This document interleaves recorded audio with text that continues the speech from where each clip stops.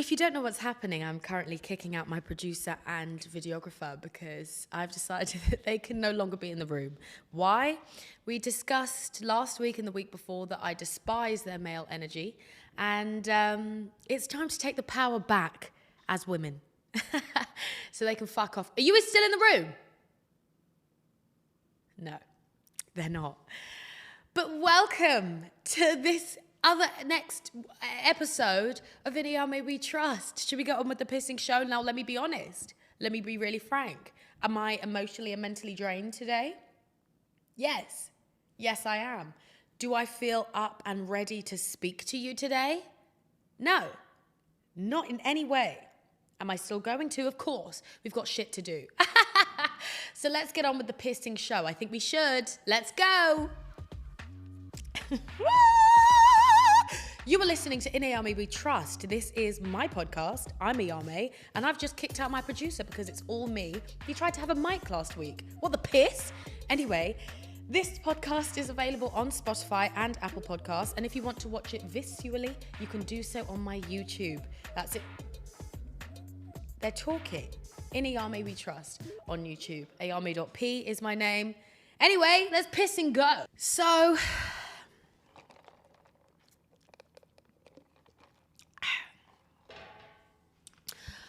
last week, I think I mentioned to... Wow, look at that tricep. Sorry. Last week, I think I mentioned to you... I know for a fact I mentioned to you that I went on a date. And you're probably thinking, Ayame, fill us in. Fill us in with what's going on. Are you still in love? No. Why? Because immediately click off. That's just how my brain works. That's just how it works, especially when it comes to the male species. They don't deserve much of my brain energy. So, as I say, last week I was in love. That was a mistake. I no longer am. In love. So we're just going to try again this week. We'll see how it goes. I went to, actually, an event. I went to an event. Why? God, this drilling's going on for a long time. I'm trying to tell you a story and they're just drilling. And we'll get on to why specifically I'm on this blue couch, because as we know, my couch is white. It's a beautiful, pristine white. But we're today on this blue couch, which is different. Still velvet, but different. We'll discuss that later. Long story short, last week I went to an event with said loser that we were talking to last week. And at said event, who happens to be there in addition? My ex. I was invited to this event by the person that I believed I was in love with last week. He said, hey, I want to come to this event. It's a cool event. And I said, yeah, sure. Because I was looking already sexy. And I thought, why waste this sexiness on just dinner?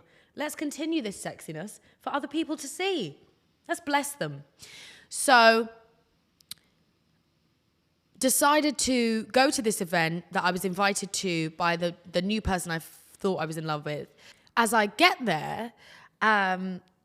who happens to be standing in the doorway, also walking into the event? My ex-boyfriend. And it was at that moment, you know that meme of the woman that's just smiling and she's like, that's how I felt in the doorway. That's how I felt.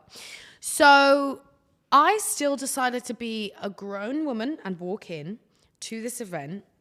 Because I thought, do you know what? It was bound to happen at some point. Might as well be the day that I look incredibly sexy. Luckily, because you know we all have those thoughts about if I ever see him again, I'm going to look really fucking sexy and just, and then he's going to be like, regret. And it happened.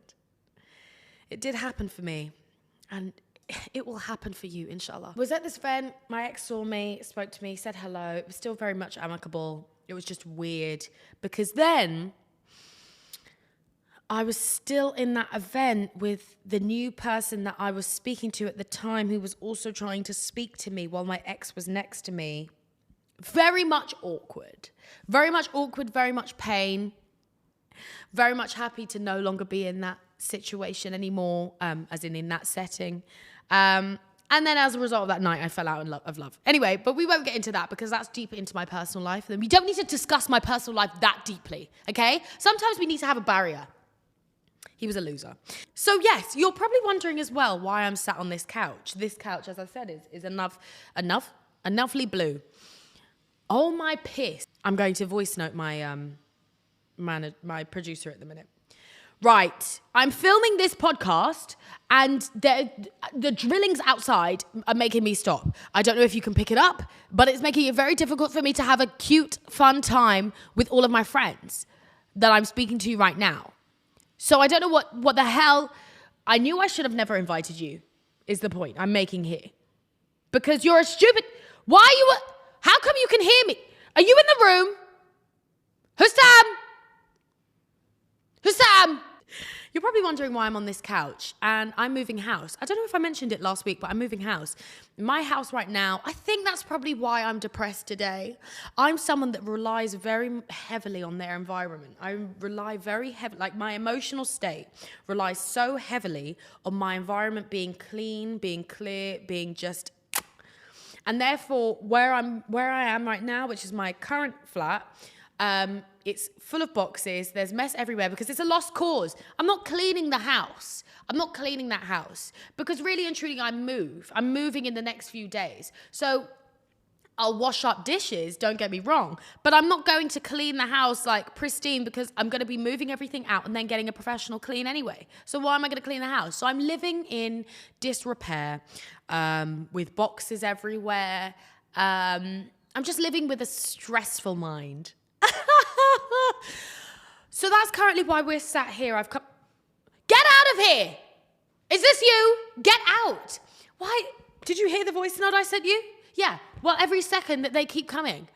You've ruined it already. This male energy has thrown me off. He's dry humping the air. It's Ramadan. Disgusting.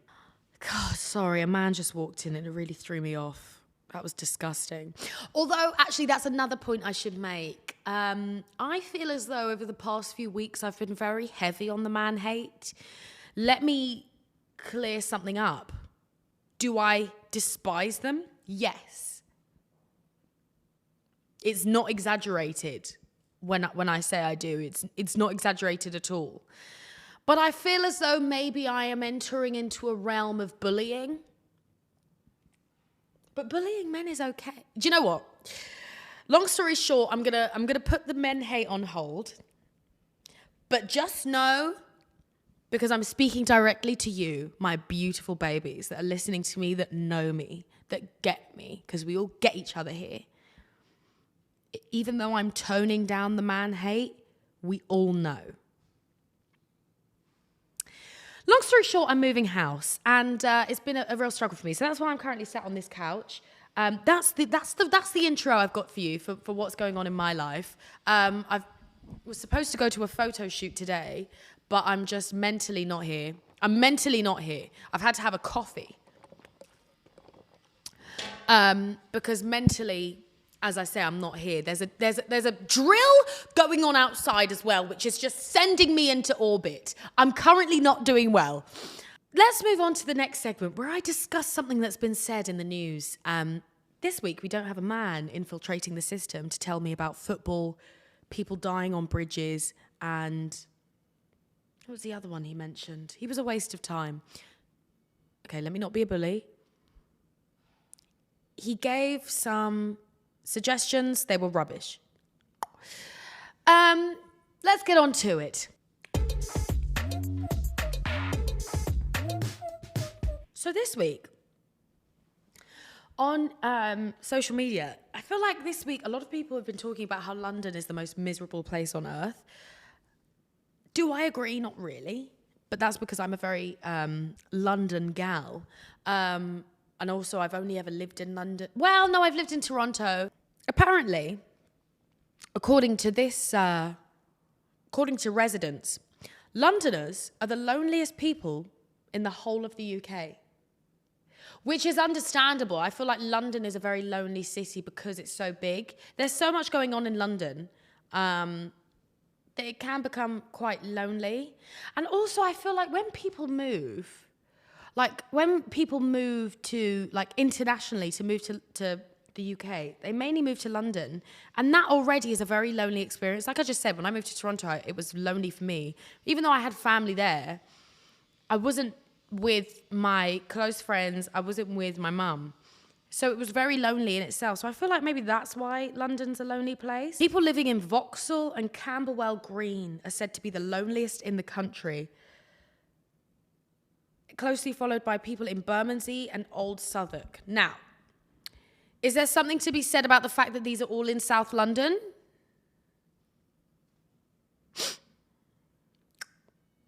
The same percentage of respondents are reported to being lonely in Hackney, not West London, Shoreditch, not West London, Islington South, not West London, Finsbury, not West London, and Lewisham, not West London. So I think the point is that we should all just migrate to West London. It's a better area, better people. I'm there. We can all have a great jolly time. Now, if you are living in London and you are feeling lonely, stop. No, I'm joking. I'm sure it's very difficult. As I say, I think we had an Agony last week where someone was talking about they'd moved and it was lonely for them. You kind of really have to throw yourself out there, which is difficult because when you're in a state of loneliness, you're already feeling low as it is. So to then think about putting yourself out there when you're already feeling low, it's no bueno. But unfortunately, you have to rip off that Band-Aid and do it that one time to kind of stop the pattern.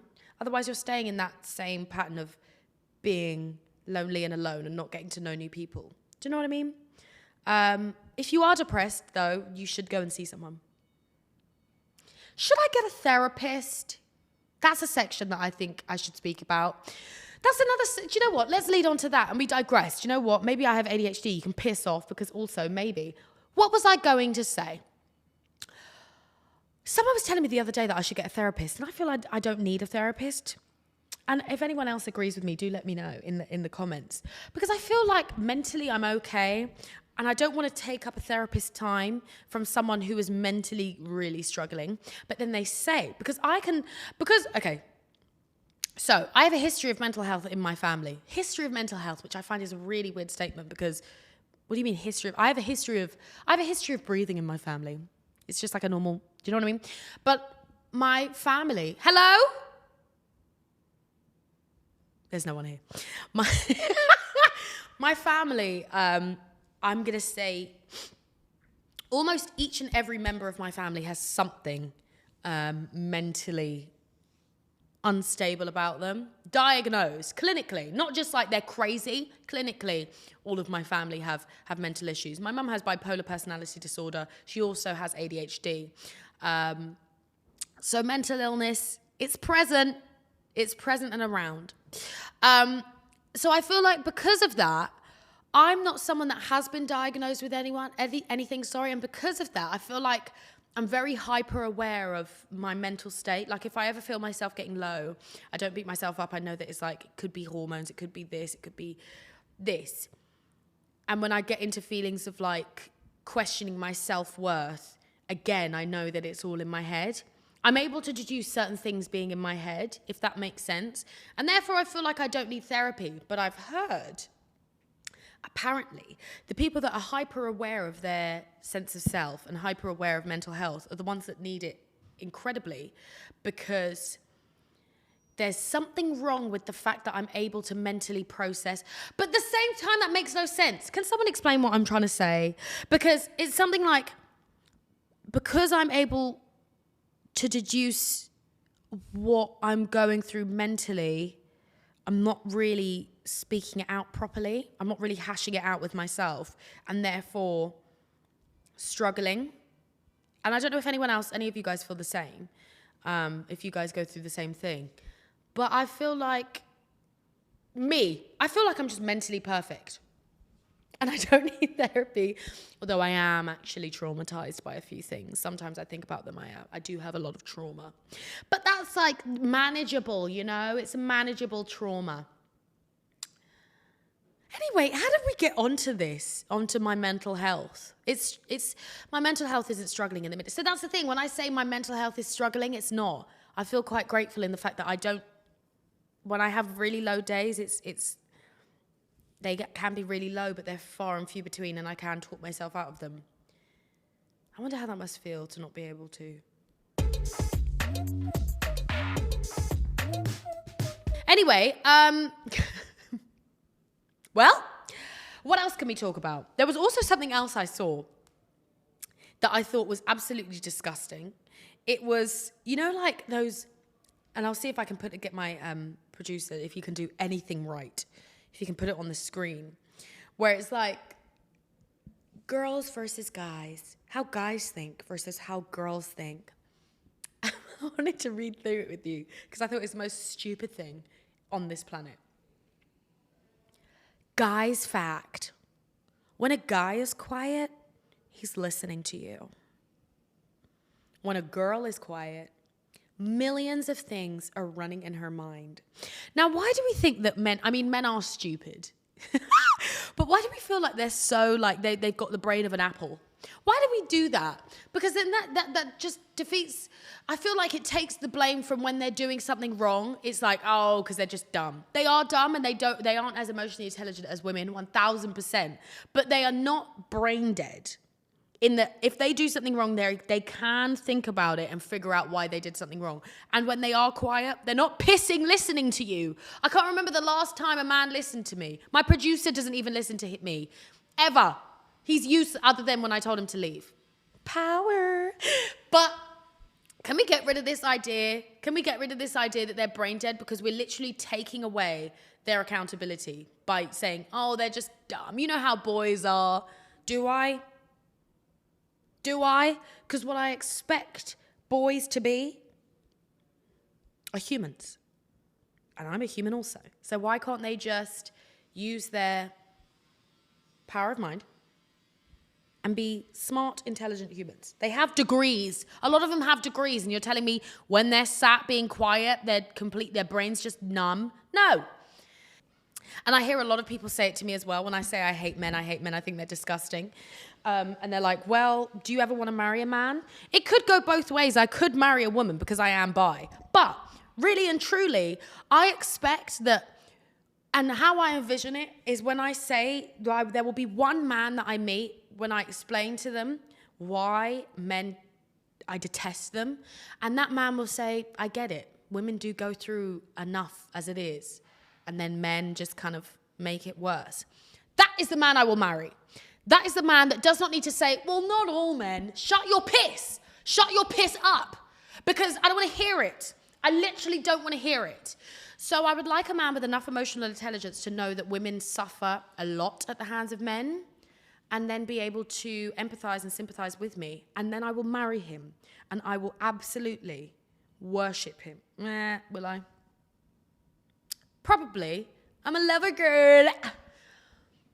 And that's when the question is, oh, do you even want to be with men?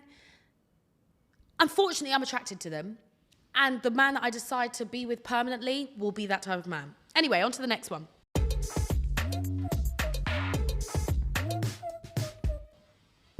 Guys, fact. When a guy stares at you, he thinks you're the most beautiful thing in the world. When a girl stares at you, she's wondering why you're lying. What the piss are we talking about? This is genuinely something I found on Pinterest, and I love Pinterest so much. Pinterest is literally my favorite thing in the world. What the piss is this? Remove these from the planet.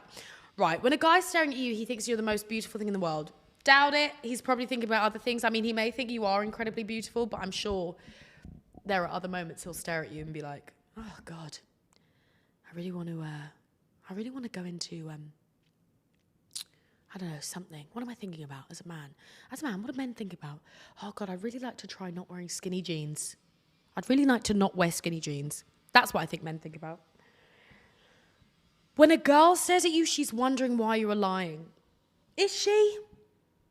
Well, sometimes I have been on dates where men, you know, when they fluff up their feathers, for lack of a better phrase, they're just really just tooting their own horn. And there have been times I'm kind of staring at them. Or there's times I stare at men and I think, just shut up. Literally just shut up. Like, what the piss are you talking about? Do you hear what you're saying? Do you hear what you're saying? It's a load of gob. So maybe not the lying, but I am criticizing you. But then at the same time, I'm not reflective of all women. I don't understand how not all women can hate men. Anyway, internalized misogyny. Guy's fact. When you're laying your head on a guy's chest, he has the world. When a girl lays on your chest, she is wishing for you to be hers forever. That's kind of cute. That is quite sweet. I'll allow that one to stay, but it's still kind of gross. Because I feel like as women, when we fall head over heels in love, we fall head over heels in love, and it's rare. I feel like that's most women. But with men, it's just so rare that you'll find a man fall head over heels and like completely, unquestionably, unconditionally. I don't believe in unconditional love though, in any sense. But that's another conversation for another day. But that's cute. That one can stay. The rest can piss off.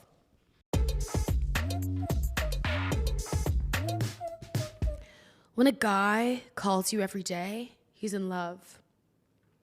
When a girl calls you every day, she's seeking for your attention. Why do you hate women?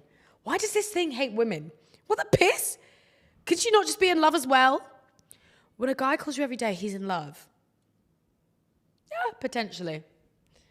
Potentially. Or he's just, you're entertaining for now. I don't trust them as people. And when a girl calls you every day, she's seeking your attention. Or again, she just wants to speak to you. Shut the piss up. Okay.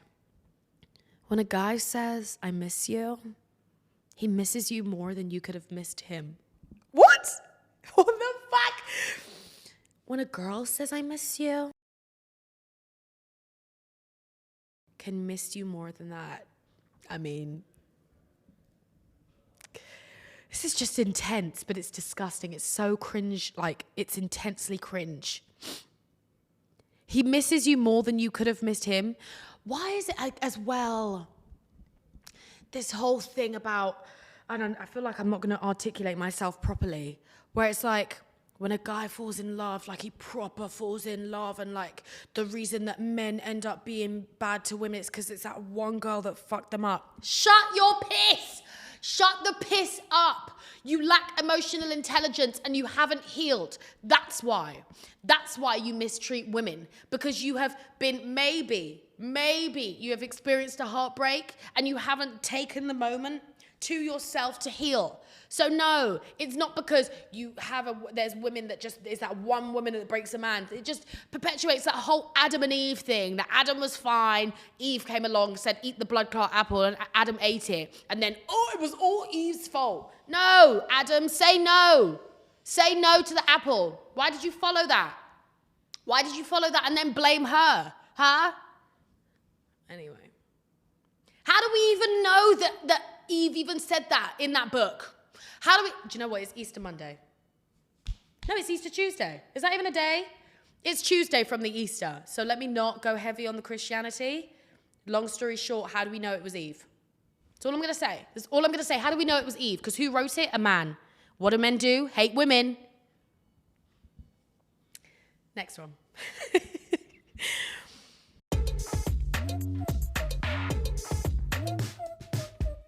When a guy is in love with you and says, I love you, he means it. No, he doesn't. When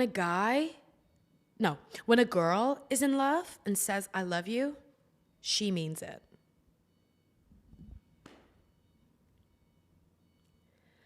What? And that's why sometimes I can't stand Pinterest, because sometimes I'll be on Pinterest and there'll be good things going on. They'll be good, yeah, love it, motivational. I do a lot of, literally, Pinterest is my therapy. Pinterest is where I get my house decoration ideas. It's where I get my look ideas. It's where I get my morning quotes. That was hell. That was hell, and I think we should put an end to that. But at the same time, I think that's also meant for people about 10 years my junior. So that's been this segment about love and relationships.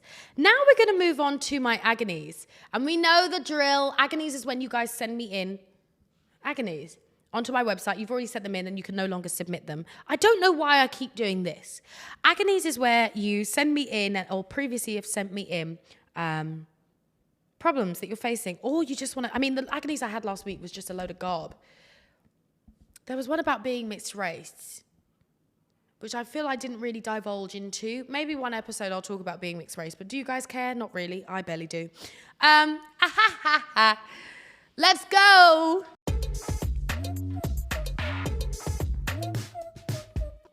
Also, on a separate note, did I or did I not look incredibly sexy the other day? Don't you think? Don't you think? The other day I went to a Michael Kors party. I was dressed and invited by Michael himself. Michael Kors. Michael Kors. No. But, and my makeup artist, shout out Milan, no one ever will touch him. Ever. He is mine. No one will touch him. He makes me look the most beautiful I've ever looked in my life. And as a result, I've applied for a new passport and I've used one of the pictures from that sleigh night. So I'll update you. I'll update you on how that goes. Right, I'm literally going to just pick at random. 3, 2, 1, that one. Oh. Hold on. Oh, please don't be gay. And you're going to understand why I'm going to say this, because he's mentioned his height. And if he's gay, I'm going to be really pissing upset. Hi, Toby. Yeah. Now, a little secret. The thing is, Toby's going to be editing this. So if you're seeing this, Toby, this is a confession. I have a crush on my videographer, Toby. I think he's the sweetest little cutest thing because he's just very soft-spoken. Only problem is he's short. Toby, I love you, but you're just not in my height bracket of confirmation. As we know, it's 6'2" and above. But Toby, don't change. Anyway, dear Ayame, I'm a 29-year-old man who's 6'10". I'm hyperventilating. I'm actually really sweaty. That was... Please don't be gay. And it makes me feel quite unlovable being such a giant. I've had 2 long-term relationships in my 20s, but it's now been over a year of no intimacy and I'm starting to lose my mojo. Any ideas on how to just piss and get back in the mix and stop doubting myself? P.S. Now this is a hate crime. I've just seen a flash of your Invisalign retainers on the episode in Paris, and now I fancy you even more. I'm 2 years in, and the end is finally in sight. We'll be laughing with our immaculate teeth in the dementia ward. First of all, why do you think I'll get dementia? Second of all, are you gay? Please tell me you're not gay, because you're 6'10" and you're 29. If you are not gay, let me know. Because I'll date you right now. Me, after just confessing my love to Toby. No, but I will. But if you're gay, then God, those men are lucky. Piss me. Right. I mean, I don't know if it builds your confidence. Personally, I find you attractive. Not just because of your height, but just because of how reflective you are. Me trying to flirt with you. I think you're... No, okay, how to get yourself back in the mix and stop doubting yourself.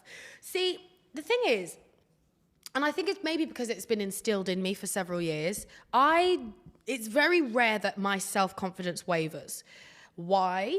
And when it does, well, actually, let's go back to the why. Why? Because I think my mum, really instilled and just showered me with self-belief, self-confidence and everything. And therefore, it's rare that it wavers. And when it does, I have specific things that immediately get me back on track. Now, if you would like these tips, let me know. They are tough tips. So if you're already struggling with your self-esteem, they may be really tough for you to do. And I think I've said it about 10 times on this podcast. Stare at yourself in the mirror and say at least one thing nice and let it just spitball and roll and domino. Because you really have to confront why you may be feeling self-conscious or why you don't think you're that bitch or that guy. Please tell me you're not gay. So you really just have to kind of stand there and confront it and be like, what do I like about myself? I like this. I like how, I may not like this, but do you know what? Because of this, I like this. You have to just really shower there's no one else that is going to do that for you. Really, really and truly. So the only person that can really lift you up is yourself. So actually make the move to do that. Stand in front of the mirror, tell yourself why you're cute.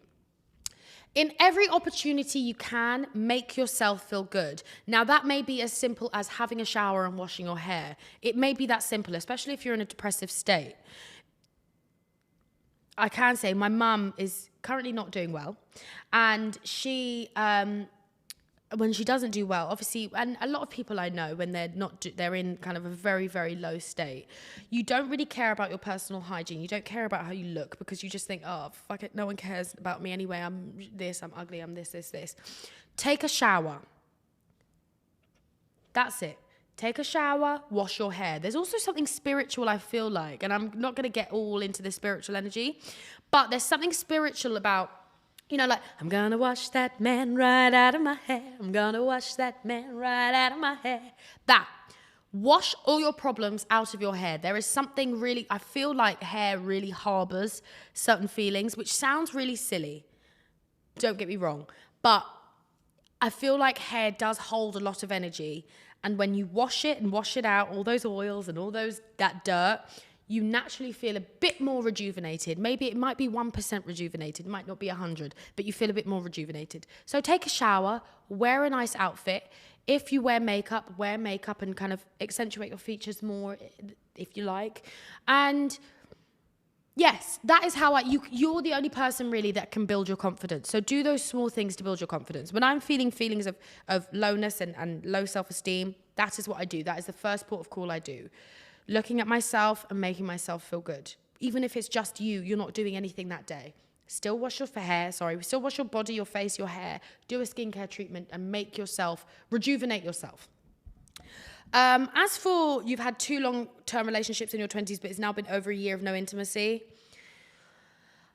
I feel like that feels intense to you because you're currently in it. A year of no intimacy is not that deep. I know people that have gone a lot longer. I currently haven't had an intimate thing for a while. Since I've broken up, I haven't been intimate. I mean, I've been on dates, but do you know what I mean? Like, I haven't done anything. I haven't got my pussy wet. Do you know what I mean? Don't rush it. Otherwise, you're going to force yourself to be intimate when you're not necessarily ready. I would focus on making yourself feel better. How to get pissing back into the mix and stop doubting yourself? Get back into the mix. And stop doubting yourself. That's the only way, really. I don't know what else to tell you other than go out. It's summertime. Summer is coming, which means it's slut season. Let's be really honest. The sun is out. The sluts are ready to play. Hello. So just prepare for that. You're going to naturally be out more and just have fun. Like, really and truly, a year of not being intimate with someone is not that long. So it shouldn't really... If you spent that year not really doing anything of value and just staying in the same position, you need to get the piss up and improve your life.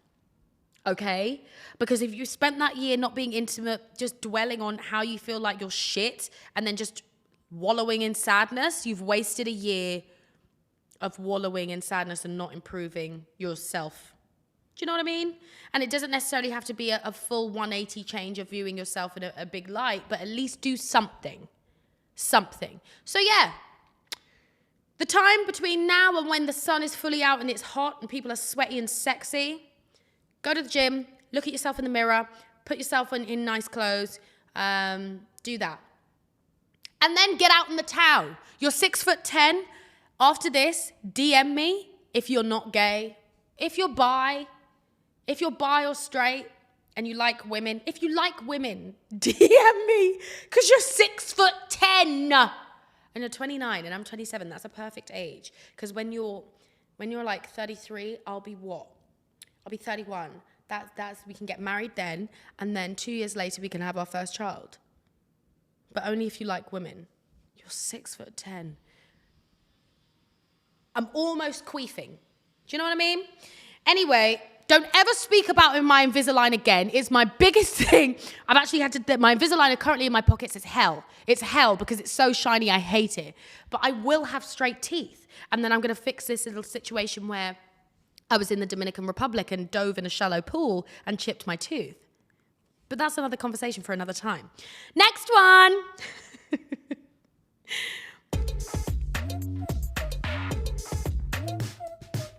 Right, random. Dearest Ayame, first of all, I love you. Second of all, a few days ago, I made the first move on a guy I fancy, meaning I told him I like him, and then he kissed me and asked me out to dinner next week. For a little backstory, I met him while I had a BF. Scandal. And since I broke up, we've hanged out a few times. I just wanted to hear your opinion on a girl making the first move. I come from a culture where it's considered really bad to do such a thing, but I think it all worked out fine since we both think we feel the same way and like each other. He is the one who proceeded to message me and ask me out after he kissed me. Look forward to your insights. Love you. First of all, now here's the thing. Why are you questioning? I mean, it's happening. It's happened. First of all, you've done it, and it's happened. It's happened. So why does my opinion matter on it? I'll give you my opinion, don't get me wrong, but it's happened. It's happened the way it happened. And it's happening now. I'm going to burp. Wow. Powerful. My opinions on women making the first move. I only ever have made the first move. No, tell a lie. That is a lie. Usually I only make a first move when I'm drunk. I never make the first move to men that I think are like socially incredibly attractive, like in society, like model. Never. Because their ego is already disgusting. I'm not about to fuel it. But for women making the first move, it's absolutely pissing fine. As long as you do not set the precedence of, I'm going to be chasing you. You may have had to make the first move because this man is naturally quite shy, maybe. Maybe he just didn't feel, confident enough to make his first move to you. But thereafter, you are now the prize. Do you know what I mean? Do not allow a man, after you've, made the first move, do not allow a man to feel as though you're chasing him. No.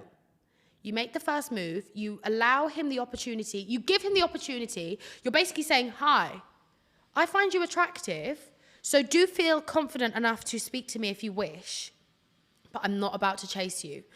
Give the man that confidence to speak to you, move on to the dating era, but when it comes to dating, when it comes to planning dates, when it comes to initiating conversations, you are not the one initiating conversations. You are not the one planning dates until after a certain amount of dates have been planned. Do you know what I mean? It's very much no. Because once a man feels as though he is the prize, you're in hell. You're in a hellish point. Never. Ever. And that's my opinion on women making the first move. So I will only ever make the first move to a man if I can sense that they're quite shy or if I'm quite drunk. And then I feel a bit more confident to be just a bitch and bully them. But yeah, no, I think it's fine for women to make the first move.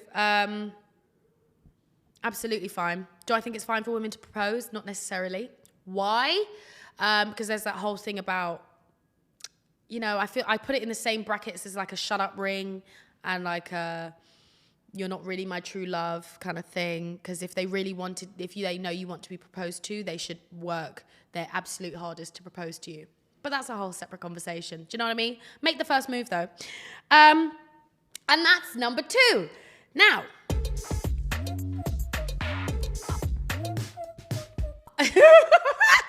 right, this was about best friends, but then as I've copied it, because obviously I'm not on my laptop today because I'm not in my house, but as I've copied and pasted it, I've seen lesbian. So I'm excited. Hey, Ayame. Okay, so 6 months ago, I had ended my friendship with my best friend of 2 to 3 years. We met during online school in 2020. Fast forward to a few months, we were great friends, but as we kept being friends, she would call me out on normal things that teenagers would do and say that it was wrong. Like what? Ambiguous, like what? And she told me that she was trying to make me a good person. Okay, I'm not sure whose side I'm on at the minute because I don't know specifically what you were doing. There was a lot of miscommunication, guilt tripping, and stuff like that, which led to our first friendship breakup, where she ended the friendship. I don't think I'm on your side. You might be able to win me back by saying you're a lesbian, but I don't think I'm on your side. It really affected me, and I had my first panic attack because of that. Sorry. Okay. I'm going to be less of a bully. She contacted me a few months after ending things and said she wanted to be friends again, and my desperate ass said yes. My life had never been worse after I said yes to being her friend again. Our friendship this time was exactly like the first time we were friends, but 10 times worse. It had affected my friendships, relationships, my mental health, my physical health, and especially my relationship with my family. She hated everyone I liked, and when I got cheated on, she said that it was my fault because I was afraid of the commitment to be with that person. I'm back on your side. It became worse and worse, especially in the end of our friendship, that I was so mentally tired of being her best friend that I said I didn't want to be friends anymore. On the phone, she was crying a lot and blamed me for everything and told me that she have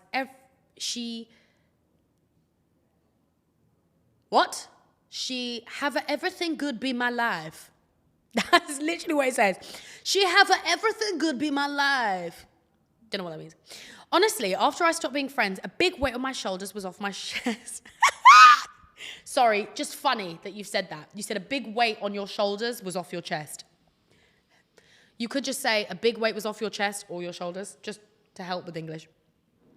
I sent her an email a few days after I ended things because I blocked her and everything, but I just wanted to let her know that I wanted her to do well and that I don't blame her for the friendship ending. She emailed me back 4 months later, and the whole email consisted of blaming me for everything, saying that she loved me but now hates me, saying that I don't have a heart, saying that I'm narcissistic, etc., etc. I got mad and addressed everything she said without wishing her any ill will. My friend saw the email and said that she was in love with me and I don't know how to feel because she was a lesbian. So I don't want to assume anything, but anyways, move past the anger and frustration and now wish her the best and hope she gets a better best friend. Right, what was the point of that? Do you want to explain to me what the point of that was? Did you just want to rant? Did you just want to use me to rant? Because that's what you've done. I mean, I wouldn't say let's assume that she fancies you just because she's a lesbian. Do you know what I mean? But she did sound crazy, but so do you. I don't really know the full, of what happened. So the things that you were saying when you were a teenager and she was trying to better you, maybe you were really doing young things and she just wanted you to stop doing young, dangerous things. I don't know if you're a narcissist. You haven't told me specific behaviors or things that have happened that you were just not,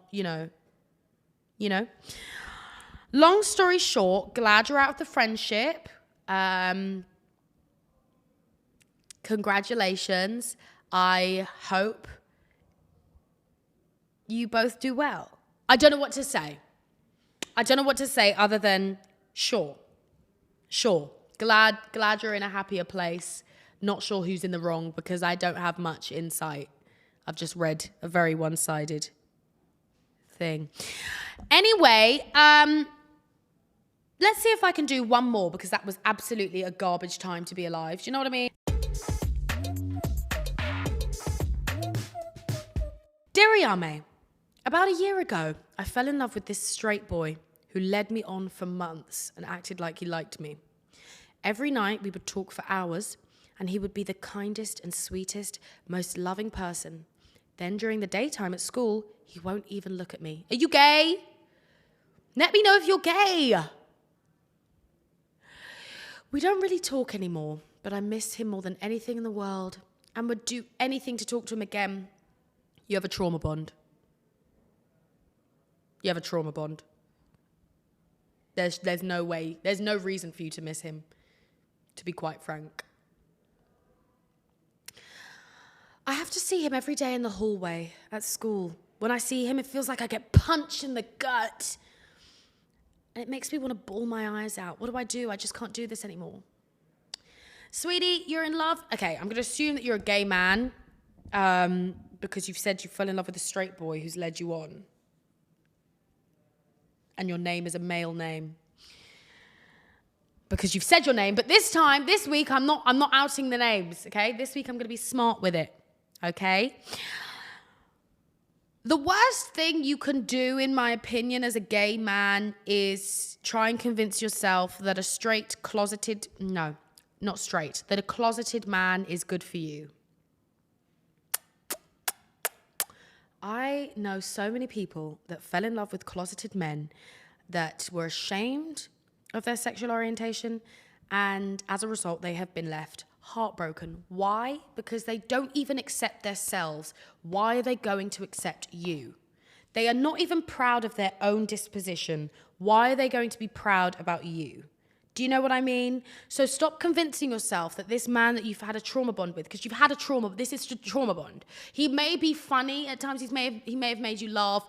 He may have made you, you may have had nice conversations maybe at some point, but really and truly, the reason that you like this man, this boy, because you're in school, this boy is because he has rejected you. That is the main reason you are so much in just complete dismay that you're not together. This is why you are so heartbroken, because he has rejected you. Remember that. Nothing to do with him. Secondly, he is in the closet. If he specifically told you that he fancies you and then just doesn't claim that out into the world, why would you want to be with anyone like that? Why would you want to be with someone that hides you? Why? Regardless of whether he doesn't feel comfortable coming out, that's fine. Wait for him to complete his coming out journey and then maybe revisit it later. You need to be talking to people that are proud to be around you, proud to be themselves, and leave it at that. You don't need to out him. You don't need to tell other people. I mean, we've outed him to me. But you know what I mean? You don't need to tell other people this, out of sheer spite. Just leave him where he is in his journey of I'm assuming you're gay. Because really and truly, I may be going down a completely wrong route of advice if you're not actually... I mean, if you're straight, this can go to you as well. The main point is, why would you want to be with someone or spend your time with someone that's not proud to show you off? Regardless of whether they're gay, straight, or in any way queer. Why? I've said it before, I will say it again. Your aim should be to be with someone who wants to show you off to the world. When they have an opportunity for you to meet their friends, meet their family, meet people that they know, they're like, yeah, that's mine. That's my man. I'm going to stick beside him. Nothing less. You deserve nothing less. Do you know what I mean? Let him come out when he wishes. That's fine. There's plenty of gay men in the world. There's plenty of men that you're probably attracted to in the world that will happily show you off. Leave that boy alone. Leave that boy alone. The only reason you like him is because he's rejected you. Work on yourself in that way. Well, my beautiful babies, that has been this week's episode. I don't actually know how long it's been. I feel like it's been really short, but at the same time, really long. Next week, we're going to be doing this episode in my new house. Yeah! In my new home, because I move by next week. And you're going to see that my beautiful white couch back again. If there is anything that you wish for me to speak about in general, let me know. Slide into my DMs. Comment on this podcast. Comment on my YouTube. Let me know. Subscribe. Like, comment, subscribe. And I'll see you and speak to you all next week. Have a beautiful week. What's happening this week? I'm not too sure. Love you.